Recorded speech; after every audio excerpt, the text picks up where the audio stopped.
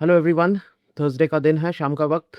और एक क्वेश्चन आया था कल कि यूपीएससी प्रीलिम्स जो रिसेंटली कंडक्ट किया गया है उसके बारे में मेरे व्यूज़ क्या हैं। मैंने देखा, पहले तो थैंक यू क्वेश्चन पूछने के लिए, और मैं चाहूँगा ज़्यादातर लोग क्वेश्चंस पूछें, और अगर वो करंट इशू रिलेटेड हो तो ज़्यादा अच्छा होगा रादर देन पुराने कोई चीज़ को लेके आप पूछें, क्योंकि करंट रहता है तो उसमें इंटरेस्ट भी ज़्यादा होता है।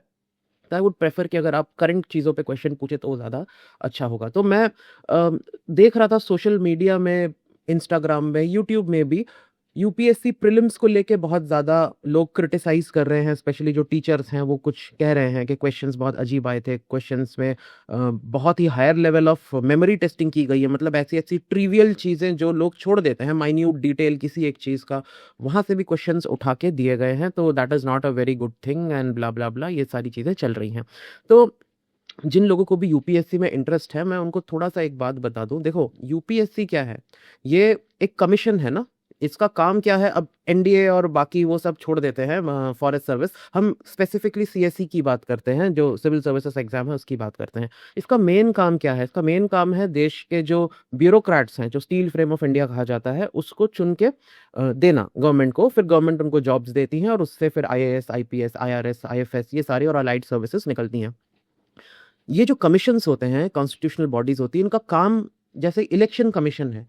इलेक्शन कमीशन का काम कभी भी ये नहीं है कि the best candidate must win. ये कभी भी इलेक्शन कमीशन का रोल नहीं है। इलेक्शन कमीशन का रोल होता है कि फ्री एंड फेयर इलेक्शन हो जाए, फिर जिसकी मर्ज़ी, लोगों की जो भी विश है वो पूरी हो जाए। अब मान लो मेरा ये एरिया है, मेरे एरिया में 2 लोग इलेक्शन में खड़े हो रहे हैं, एक का क्रिमिनल बैकग्राउंड है, क्रिमिनल टाइप है, और दूसरा मान लो कोई यूनिवर्सिटी का प्रोफ़ेसर है या बहुत ही मतलब सज्जन पुरुष है, बहुत पढ़ा लिखा है। अब कॉमन सेंस से सोचा जाए तो जो पढ़ा लिखा है that should be the person who should be chosen as the leader. मगर ये इलेक्शन कमीशन का जॉब नहीं है कि ये चुना जाए और ये ना चुना जाए। इलेक्शन कमीशन का रोल है फ्री एंड फेयर इलेक्शन करवा देना। अब जनता की जो मन होगा वो आएगा, या तो ये आएगा या तो ये आएगा। तो इसमें इलेक्शन कमीशन का कोई एक्टिव रोल नहीं होता कि कौन चुना जाएगा। वैसे ही यूपीएससी का रोल सिर्फ और सिर्फ ये है कि वो सबको एक लेवल प्लेइंग फील्ड दे। बेस्ट ब्रेन चुनने का काम नहीं है यूपीएससी का। बेस्ट ब्रेन चुनना अगर काम होता, जैसी जो बॉडीज है जहां पे ब्रेन का एक्चुअली वैल्यू है, जहां पे ब्रेन को चूज किया जाता है उसकी काबिलियत के बेसिस पे, वो होती हैं जैसे जो मैनेजमेंट कंसल्टिंग फर्म्स होती हैं, जैसे मैकेंजी हो गया, बेन्स हो गया, बीसीजी हो गया।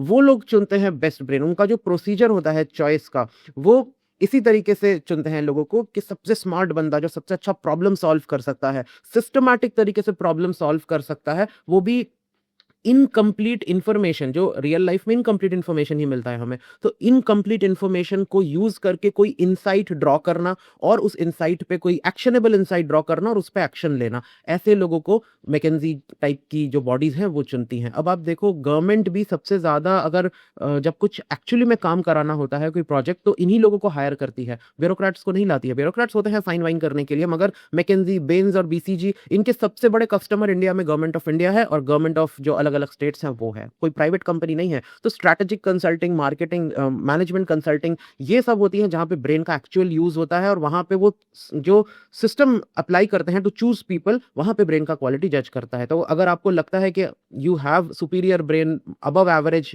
intellect, then you must give cat, you must target for these kind of companies, जो बिग 3 हैं उस टाइप की कंपनीज, जहां पे आपके ब्रेन का एक्चुअली वो लोग वैल्यू करेंगे और उस हिसाब से आपको पैसा भी देंगे। UPSC is not the place. UPSC का काम है कि जितने भी लोग हैं, चाहे वो जनरल हो, चाहे वो बैकवर्ड हो, चाहे वो गरीब हो, चाहे वो अमीर हो, चाहे वो हिंदू हो, चाहे वो मुस्लिम हो, चाहे वो एबल्ड बॉडी हो, या फिर दिव्यांग जिसे बोलते हैं वो पीएच कैटेगरी के हो, हर एक को अपेरेंटली एक लेवल प्लेइंग फील्ड दे। अब कितना लेवल प्लेइंग फील्ड है वो अलग डिबेट है, बट वो कोशिश करते हैं, और ये उनका पर्पस ही है कि सबको एक लेवल प्लेइंग फील्ड दी जाए। एंड और यूपीएससी का ये रोल बिल्कुल नहीं है कि the best brain should be selected. ये कभी भी यूपीएससी, नहीं तो वो मैकेंजी की तरह ही सिलेक्शन प्रोसेस रखते ना, अगर उनको बेस्ट ब्रेन ही चुनना होता। अब इसमें प्रॉब्लम कहाँ पे आता है? पहला तो आपको समझ में आ गया कि यूपीएससी का ऑब्जेक्टिव सिर्फ यही है, to set up a level playing field, के सबको बराबरी का मौका मिले। पर उसके लिए जो सबसे बड़ा चैलेंज आता है यूपीएससी का, कि इतने सारे लोग जो अप्लाई करते हैं, उनको कैसे छाँटा जाए, कैसे सिलेक्ट किया जाए, ये बहुत बड़ा, आप सोच नहीं सकते हो कितना बड़ा चैलेंज है। 15 लाख लोग अप्लाई करते हैं प्रीलिम्स में, और उसमें से उनको चुन के 15,000 लोग निकालने हैं जो मेंस का एग्ज़ाम लिख सकते हैं। तो मेंस का एग्ज़ाम आप कह सकते हो कि रिलेटिवली वो ज़्यादा आपका ब्रेन टेस्ट करता है, आपके एनालिटिकल स्किल्स टेस्ट करता है, आपको एज़ एन इंडिविजुअल टेस्ट करता है, क्योंकि 80 उसमें अगर जीएस के क्वेश्चंस देखो, 20-20 क्वेश्चंस होते हैं, 4 सेट होते हैं, तो 80 बार आप अपने आप को इंट्रोड्यूस कर रहे होते हो, 80 बार वो आपको इवैल्यूएट कर सकते हैं, तो मेंस में इट्स स्टिल फेयर।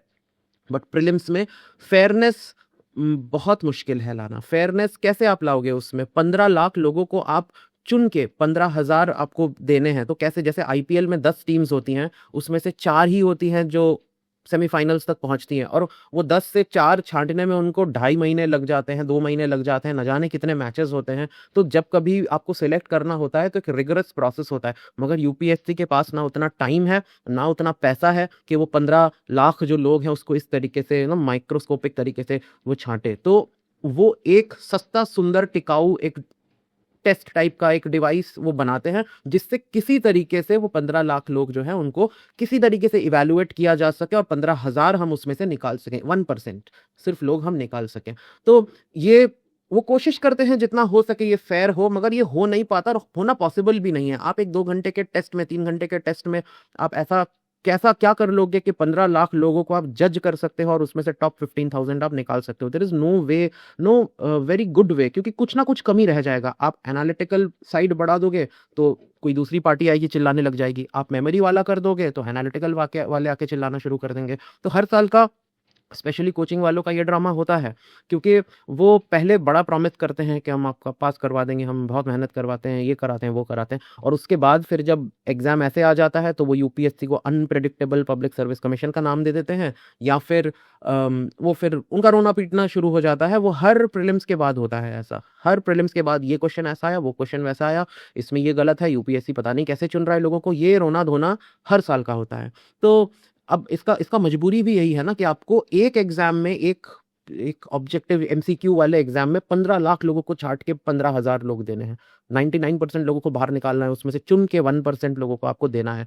तो वो किस तरीके से दिया जाए और कौन सा प्रोसीजर अपनाया जाए, वो बहुत बड़ा चैलेंज है। तो यूपीएससी इस टाइप के ही चीज़ें करता है। There will be many people who will be unsatisfied with this kind of exam, but this is how it is, क्योंकि ये बहुत बड़ा चैलेंज है 15 लाख लोगों को छाँटना। सबसे इसीलिए मैं भी 2-3 साल पहले तक यूपीएससी के स्टूडेंट्स को पढ़ाता था, उनके साथ डील करता था। मैं हमेशा अपने स्टूडेंट्स को कहता था कि इस एग्ज़ाम को बहुत ज़्यादा सीरियसली मत लो। 1-2 अटेम्प्ट दे दो, उसके बाद get back to your own lifes. आप अपना-अपना काम करो, कोई अपने आप को अपस्किल करो, जॉब में चले जाओ, या तो एमबीए कर लो, कुछ ना कुछ आप अच्छा करो। अगर आपको देना है बाकी के अटेम्प्ट्स, तो आप by doing your job you can give the other exams. आपको वेट करने, घर बैठने की ज़रूरत नहीं है एग्ज़ाम देने के लिए। यहाँ दिल्ली में बैठ के, यहाँ बैंगलोर में बैठ के, यहाँ हैदराबाद में बैठ के अपने आप को सड़ाने की ज़रूरत नहीं है। 1 साल आप पढ़ाई करके, 1 साल 2 साल मैक्सिमम आप दे दो, then get back to your normal life. तो इतना भी इसको सीरियसली नहीं लेना है। तो यूपीएससी के एग्ज़ाम के बारे में 2 चीज़ जो यहाँ पे मैं बताऊँगा, कि पहला, इसका काम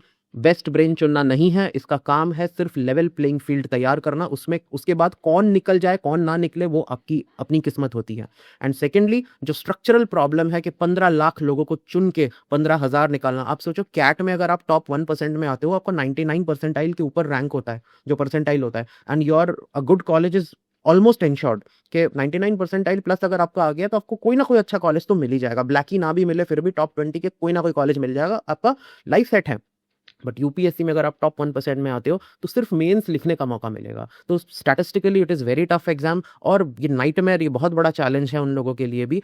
हाँ, यूपीएससी बहुत सारी गलतियां करता है, स्पेलिंग मिस्टेक करता है फॉर्म में, वो सब है, but it's a daunting tough. 15 lakh लोगों को चुन के आपको भेजना है, एंड पीपल, लोगों की भी स्टुपिडिटी है, वो अपना लाइफ को रोक के रख देते हैं, इसके पीछे पागलों की तरह भागते हैं। This is not a good practice from the people side as well. तो यूपीएससी को इतना भी सीरियसली ना लें, उनको भी बहुत बड़ा एक चैलेंज है, कैसा कैसा हम एक स्ट्रक्चर बनाए जिससे हम 15 लाख लोगों को फिल्टर कर सकें। तो जैसे भी कर सकते हैं वो कर रहे हैं, और उसमें से जिसकी किस्मत होती है वो निकल जाते हैं, बाकी रह जाते हैं। कंप्लेन करके, रोके धोके कोई फ़ायदा नहीं है। अगले साल फिर कुछ नया नाटक हो जाएगा, फिर कोई नए टाइप के क्वेश्चन आ जाएंगे, फिर ये रोना धोना होगा। ये हर साल का होता है। सो इतना इसमें कोई टेंशन लेने की भी बात नहीं है, और आपको रियलिटी पता होनी चाहिए कि यूपीएससी है, यूपीएससी का काम बेस्ट ब्रेन चुनना नहीं है, वो लेवल प्लेइंग फील्ड है, उसमें आप कितना फिट होते हो वो आपका प्रॉब्लम है। And second, the prelim stage is very much luck based. Prelims जो है वो बहुत ज़्यादा लक बेस्ड है, क्योंकि ऐसा कोई फिल्ट्रेशन सिस्टम बनाना बहुत मुश्किल है 3 घंटे के अंदर जो 15 लाख लोगों को छांट के टॉप 1% आगे भेज सके, ये बहुत मुश्किल चीज़ है। तो आई होप यूपीएससी प्रीलिम्स के बारे में जो क्वेश्चन पूछा था I was able to answer. मैं कोई क्वेश्चन डिस्कस नहीं करने वाला, मैंने देखे हैं क्वेश्चन पेपर्स, कुछ राग के ऊपर क्वेश्चन आ गए थे मेमोरी बेस्ड में, बहुत घटिया क्वेश्चन थे। फिर कोई आई थिंक कोई एक कोई बीवी वीवी पे क्वेश्चन आ गया था, क्षेत्र पत्नी, यस, वो कौन से बुक में उसका डिस्कशन है। तो घटिया क्वेश्चंस है, क्वेश्चन को एनालाइज करके कोई फायदा नहीं है। बस वो एक सिस्टम बना रहे हैं, सस्ता सुंदर टिकाऊ सिस्टम बनाने की कोशिश करते हैं, जिससे वो 15 लाख लोगों को गुजार के 15,000 निकाल सकें, दैट्स इट। अब वो हर साल वो छन्नी बदलते हैं, हर साल उस छन्नी में कोई ना कोई प्रॉब्लम होता है। This is the reality and you have to live with it. So better आप 1-2 साल करो, उसके बाद कम से कम वहां चले जाओ। अगर आप इंटेलिजेंट हो, अगर आप एवरेज आईक्यू से ऊपर आपका इंटेलेक्ट है, आप ऐसी जगह कोशिश करो, उन सब चीज़ों में कोशिश करो जहाँ पे एक्चुअली में इंटेलेक्ट का वैल्यू है।